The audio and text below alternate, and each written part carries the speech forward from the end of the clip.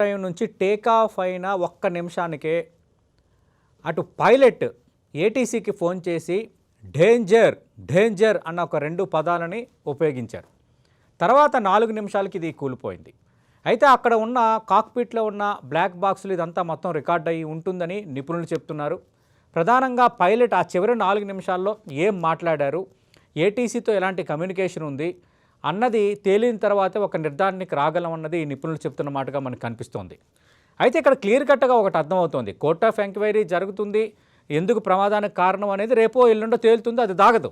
కానీ ఇక్కడ నిపుణులు చెప్తున్న దాన్ని బట్టి ఒక విషయం అయితే అర్థమవుతుంది ఏంటంటే, ఒకటి ఫ్లైట్ మెయింటెనెన్స్ విషయంలో లోపమైనా ఉండాలి, లేదంటే ఫ్లైట్ను ఫ్లై చేయడానికి ముందు జరిగే ప్రక్రియ ఆ ఇంజనీర్స్ కానీ టెక్నీషియన్స్ కానీ అందరూ క్షుణ్ణంగా పరిశీలించిన తర్వాత దానికి గ్రీన్ సిగ్నల్ ఇచ్చిన తర్వాత వాతావరణ శాఖ ఫైనల్గా గ్రీన్ సిగ్నల్ ఇస్తేనే ఒక ఫ్లైట్ అనేది ఎగరటం అనేది జరిగే ప్రక్రియ. అయితే ఈ చెక్కింగ్స్ విషయంలో కానీ సరైనంగా చూసి చూడకుండానే అంతా బాగుందన్న సర్టిఫై ఏమైనా చేశారా? వీళ్ళందరూ సర్టిఫై చేసిన తర్వాత మాత్రమే పైలట్ ఈ విమానాన్ని అటు టేకాఫ్ చేయడానికి ఆయన సంసిద్ధం అవుతాడనేది మాన్యువల్ పరంగా ప్రొసీజరల్ పరంగా ఆల్రెడీ మనకి కాళిదాస్ గారు ఎక్స్ప్లెయిన్ చేశారు. అలాంటప్పుడు ఒకవేళ టెక్నికల్గా అంతా బాగుండి పెర్ఫెక్ట్గా ఉండి ఇంత ఉన్నప్పుడు విమానం టేకాఫ్ అయిన కొద్దిసేపటికే కూలిపోయిందంటే ఇక్కడ ఈ డబుల్ ఇంజన్ వ్యవస్థకు పవర్ లాస్ అవ్వటమే కారణం కావచ్చు అన్నది కొందరు అంటున్నది. అంటే డబుల్ ఇంజన్కు పవర్ లాస్ అవ్వటానికి పవర్ సప్లై ఆగిపోవటానికి కారణమైందంటే అందులో సాంకేతిక లోపం ఉన్నట్టే.